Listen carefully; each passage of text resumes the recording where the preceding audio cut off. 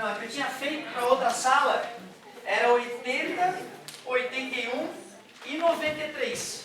Certo? Só digo isso para que tu, de repente, se depois quiser dar uma conferida na solução que a gente fez lá. Mas claro, se tu quiser que eu faça essa também não tem problema nenhum. Eu também refaria sem problema nenhum. Lista 6, página 13, questão 83. Bonitinha essa questão também. Um disco de raio R gira com velocidade angular constante. Na borda do disco está presa uma placa fina de material facilmente perfurável.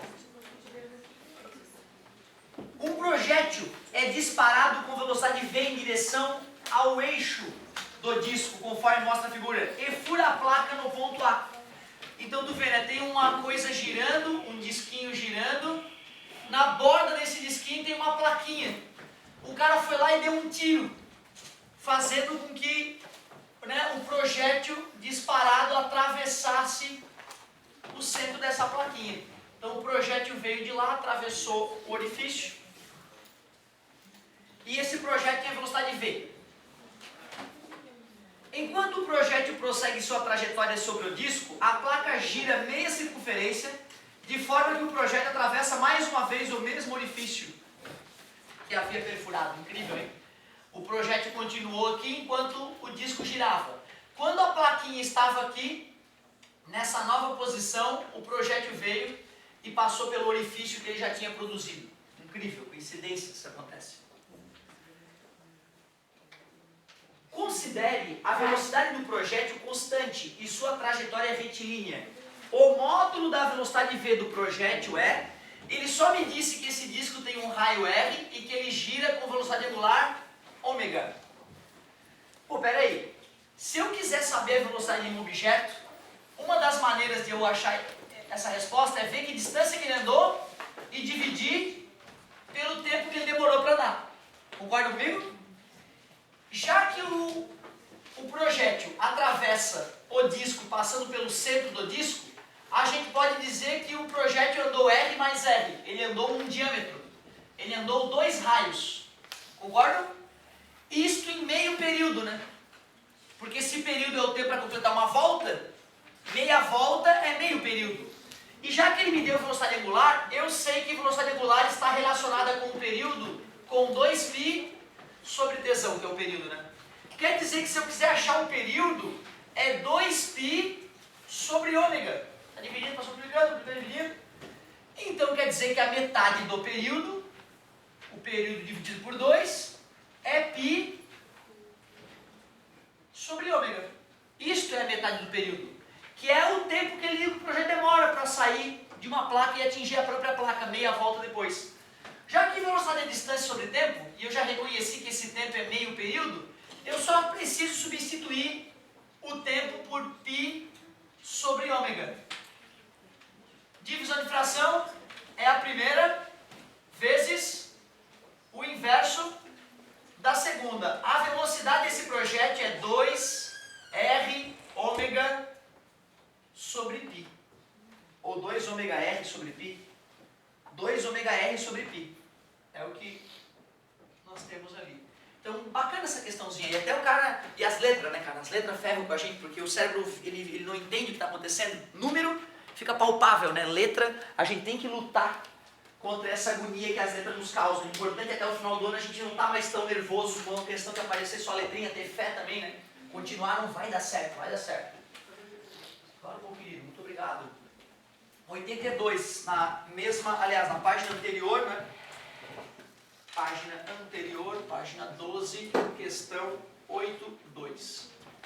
Um caminhão de massa total 10.000 quilos está percorrendo uma curva circular plana e horizontal a 72 km por hora, ou seja, 20 metros por segundo. Isso que a gente fina. Quando encontra uma mancha de óleo na pista e perde completamente a aderência, vai passar reto.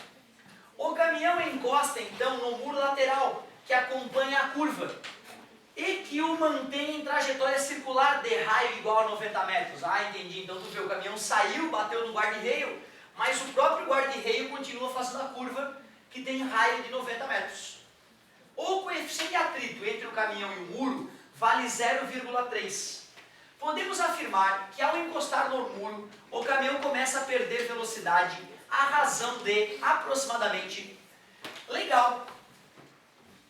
Vamos olhar de cima essa situação. Está aqui o caminhão, estava ali a curva que ele estava fazendo, ele perdeu a aderência na curva por causa da mancha de óleo, e aí ele começou a fazer a curva encostado no guarda-reio. Quer dizer que a força de atrito que vai fazer ele parar vem justamente do contato, né, com o muro de proteção.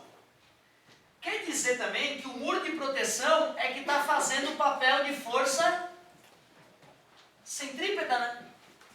Concorda comigo? E é essa força centrípeta que o muro aplica no caminhão e que o caminhão aplica no muro, terceira de Newton, né, tem o mesmo módulo, ela é que vai ser a nossa força normal para calcular o atrito. Esse é o detalhe da questão. Então tu vê, o aluno tem que perceber que se eu quiser calcular a força de atrito, que é μ vezes a normal, do caminhão contra o muro, não é o peso do caminhão que espreme ele contra o muro de proteção, né? É a força centrípeta que o muro faz no caminhão para que ele faça a curva. Então esse aqui é o detalhe, ó. A força normal que o muro aplica no caminhão é a força centrípeta. Isso era que é difícil de sacar. Aí eu vou poder calcular a força de atrito que desacelera o caminhão. Qual é o coeficiente de atrito entre o muro e o caminhão? 0,3. E a normal não é o peso. A normal é a força centrípeta. Como é que se calcula a força centrípeta? mv ao quadrado sobre r. A massa do caminhão é 10.000. A velocidade do caminhão é 20. E o raio da curva é 90. Força centrípeta. 20 vezes 20, 400. Vou cortar esse zerinho. 400 com mais 1, 2, 3 zeros. 400.000 sobre 9 newtons. Dividir isso aqui seria muito chato. Já que a força centrípeta é a normal, isto aqui é a força normal que o muro aplica contra o caminhão, então eu vou substituir aqui na normal. 400.000 sobre 9. Vou tirar um zero com essa casa após a vírgula. Vou dividir por 3 em cima e embaixo. A força de atrito que desacelera o caminhão ficou 40.000 terços de Newton. Ele quer saber a força com que o caminhão desacelera, né? Física, meu amor. A força resultante atuando no caminhão é o atrito contra o muro, que dá 40.000 terços. A massa do caminhão, 10.000. Aí pronto, calculamos a aceleração. Vou dividir por 10.000 à direita e vou dividir por 10.000 à esquerda. A aceleração do caminhão é 4 terços de metro por segundo, ou 1,333 metros por segundo ao quadrado. Letra B, aproximadamente 1,3. Então, o que tornou essa questão delicada foi o fato de a normal não ter sido igual ao peso, mesmo o caminhão estando no horizontal, né? Porque não era o atrito dos pneus contra o chão que ele pediu, ele queria o atrito da lateral, da carroceria lateral do caminhão contra o muro da curva, né? Professor, está errado eu pensar que o FAT mais a aceleração centrípeta é igual a massa vezes a aceleração do caminhão? FAT mais a aceleração centrípeta é igual a massa vezes a aceleração. O problema é o seguinte, né? A gente não pode somar. Eu acho que de repente eu queria dizer o seguinte, ó, FAT mais força centrípeta, né? Não aceleração, porque não faz sentido a gente somar uma força com uma aceleração, né? Certo? Força e aceleração são entidades distintas, né? Mas não é a aceleração centrípeta que faz a curva também? Sim, sim. A aceleração centrípeta que mede a curva que ele está fazendo, né? Está relacionada com a força centrípeta. Então tu vê, eu pego a segunda lei de Newton, se no lugar da aceleração eu coloco a aceleração centrípeta, aí eu obtenho a força centrípeta. Então tu vê, eu deduzi para vocês a fórmula da aceleração centrípeta, e para depois mostrar a fórmula da força centrípeta, eu substituí a dedução, né, da aceleração centrípeta na segunda lei de Newton. Então tu vê, a fórmula da força centrípeta já é a conversão de aceleração centrípeta em força centrípeta, né, pelo produto da massa. Então assim, nunca vai fazer sentido a gente pegar uma força e somar com uma aceleração. Isso não faz sentido somar duas grandezas físicas distintas, daí querer que isso dê um resultado lógico. Então é a mesma coisa que somar tempo com distância, não faz sentido. Certo? Outra, a centrípeta é a resultante. Força centrípeta é a resultante de quem está fazendo a curva. Ou seja, a centrípeta não vai ser somada com mais ninguém nunca. Ela já é a soma das outras forças. A soma de todas as forças que atuam num sujeito que faz curva com velocidade constante é a centrípeta. A centrípeta é uma força resultante. Por isso que confunde tanto o aluno. Porque às vezes o aluno pensa, tem a centrípeta e tem outras. Não, tem outras. E a soma dessas outras resulta na centrípeta. Se o sujeito estiver fazendo uma curva com velocidade constante. Certo? Então, centrípeta é uma força resultante. Importante perceber isso. Muito boas colocações. Quem foi que tinha pedido? Ali, valeu. Ainda mais? Vamos lá, galerinha. Alguma outra? Senão eu avanço aqui. 90. Boa pedida essa 90. E vamos. Esse friozinho dá uma vontade de estudar física, né, meu querido? Página 13, exercício 90, da nossa querida lista 6. Falava o seguinte: dois tubos A e B, cujas seções transversais têm a mesma área, são ligados como indica a figura. A torneira S é fechada, então são colocados líquidos nos tubos da seguinte forma. Não tem a figura, né? Vamos tentar fazer a figura aí. Tem a torneirinha, né? E o cara colocou então isso aqui de líquido A e aqui de líquido B, né? Deve ter sido mais ou menos isso. Torneira fechada aí, fechadinha a torneira. Vou botar aqui a torneirinha. Líquido de massa, tubo A, líquido de massa 1,6 gramas por centímetro cúbico. Então a massa específica ou a densidade desse líquido A, 1,6 gramas por centímetro cúbico. Tubo B, líquido de massa específica do líquido B, 0,8 gramas por centímetro cúbico. O líquido A está até a altura de 4 centímetros, então vamos dar uma diminuída aqui no líquido A, tem uma alturinha aqui de 4 centímetros. O líquido B está com uma altura de 6 centímetros, então agora ficou mais honesto. 6 centímetros a altura de líquido B. Os líquidos não são miscíveis e não reagem quimicamente. Considere as afirmativas.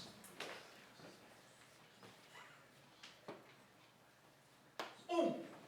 Aberta a torneira, o nível do líquido sobe em A e desce em B. Não, peraí. O líquido que afunda é o líquido mais denso, né? Os líquidos mais densos afundam os menos densos, certo?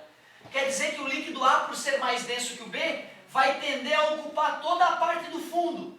E para que isso aconteça, só se o líquido B for empurrado para cima. Certo? Tudo bem para vocês? O líquido A tem que afundar no líquido B. Então, aqui fica falso.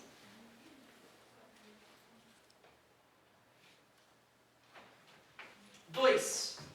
Aberta a torneira, após atingir o equilíbrio, a altura de cada coluna de líquido é diretamente proporcional à massa específica do líquido.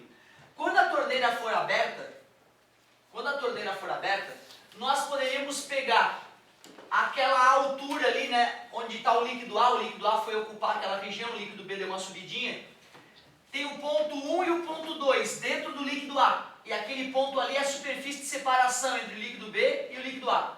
Nós sabemos de hidrostática que a pressão no ponto 1 é igual à pressão no ponto 2. Concorda comigo? De onde é que vem a pressão no ponto 1? É P0, a pressão atmosférica, mais μ vezes G vezes H, o teorema de Stefan. Qual é a pressão no ponto 2? É a pressão atmosférica, mais μ vezes G vezes H. Ali é o líquido A e ali é o líquido B. Como ambos os tubos estão abertos para a atmosfera, eu posso cortar o P0 de um lado e do outro. E como vai ter a aceleração da gravidade em ambos os lados da igualdade, eu posso dividir ambos os lados por G. Ficou μ vezes μA vezes HA é igual a μB vezes HB. Peraí, quer dizer então que se a massa específica é menor, a altura é maior. Então a altura é inversamente proporcional à massa específica, né? Certo? O que ele falou? Não, é inversamente. O líquido que fica mais alto é o menos denso. Tu vê, eu fiz a dedução da fórmula dos vasos comunicantes para vocês. Se eu tiver vasos comunicantes, tubos conectados com líquidos immiscíveis, não importa quantos líquidos existem. Tu pegaria uma das colunas, μ do líquido 1 vezes a altura do líquido 1, mais μ do líquido 2 vezes a altura do líquido 2, mais assim por diante. De um lado do tubo é igual μ do líquido 3, a altura do líquido 3, mais μ do líquido 4, a altura do líquido 4, mais não. Essa é a famosa fórmula dos vasos comunicantes. Só que o vestibular não vai te trazer essa fórmula, tá? O vestibular vai te trazer o teorema de Stevin. P igual a P0 mais μg hoje. Ali, maneira como a galera decora a formuleta. Questão 3. Aberta a torneira, o nível do líquido desce em A e sobe em B sim, porque o líquido A tende a afundar em cima do líquido B. Verdade.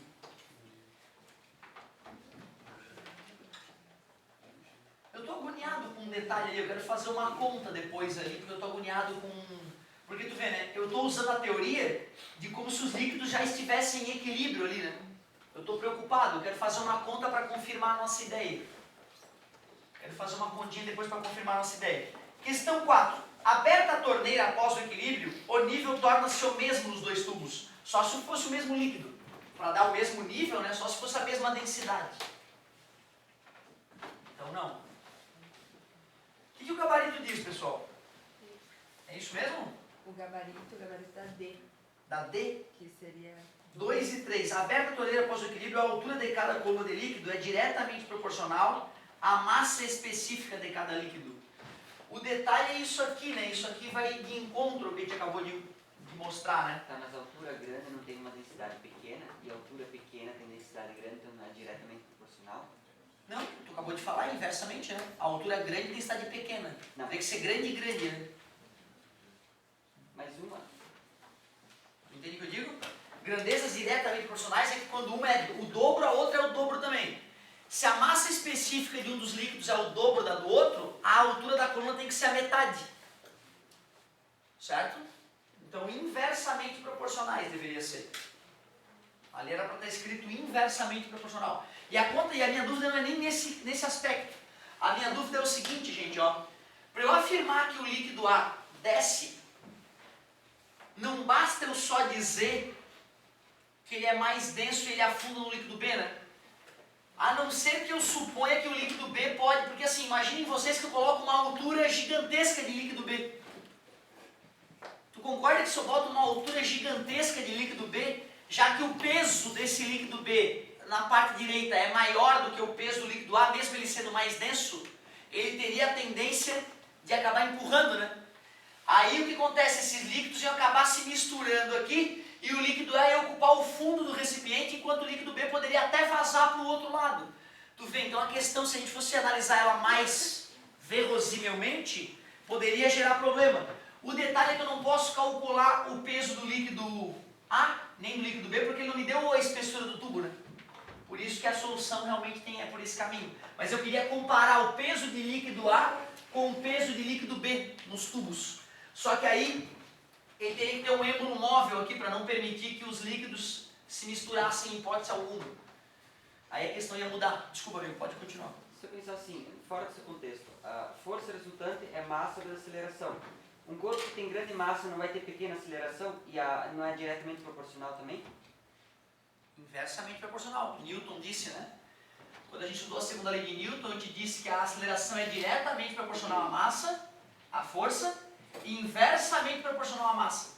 Porque quanto maior a massa, menor a aceleração. Isso são grandezas inversamente proporcionais. Quando uma dobra, a outra é dividida por 2. Quando uma triplica, a outra é dividida por 3.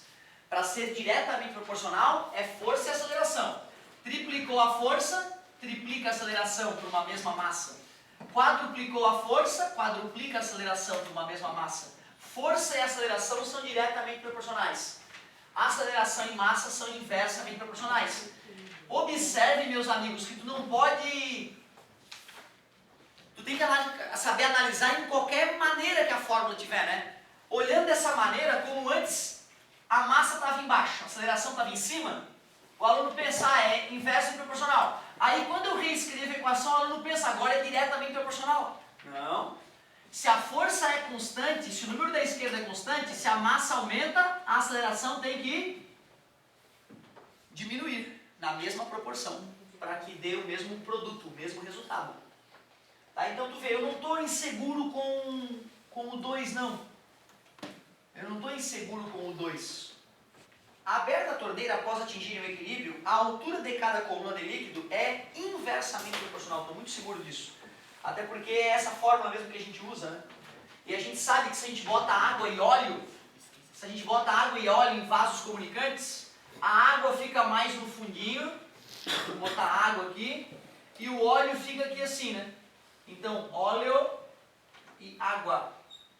Para te provar isso, olha só, vamos supor que eu fui lá e medi uma altura de coluna de água de 10 centímetros. E eu quero saber qual é a altura da coluna de óleo. Usando a equação que eu acabei de deduzir para vocês, mi da água vezes a altura da água é o mi do óleo vezes a altura do óleo. O mi da água a galera conhece, 1000 kg metro cúbico. A altura da coluna de água eu posso usar em centímetro, porque eu vou usar centímetro em ambos os lados. O mi do óleo é 800 kg por metro cúbico, aproximadamente, dependendo do tipo de óleo, né?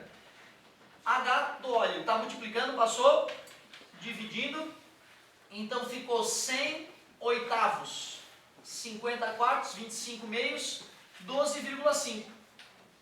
Então realmente, né, essa coluna de óleo é menor que a coluna de água, pelo fato de o óleo ser menos denso. São grandezas inversamente proporcionais. Tanto que, ó, se eu reescrever essa fórmula, o mi da água sobre o mi do óleo é igual à altura de óleo sobre a altura de água. Ó como mudaram de posição, ó. Então são grandezas inversamente proporcionais.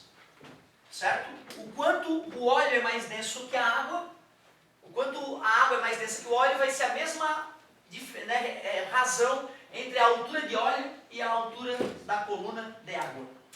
Então realmente, essa aí aparentemente foi um dos raros momentos que deu problema no gabarito.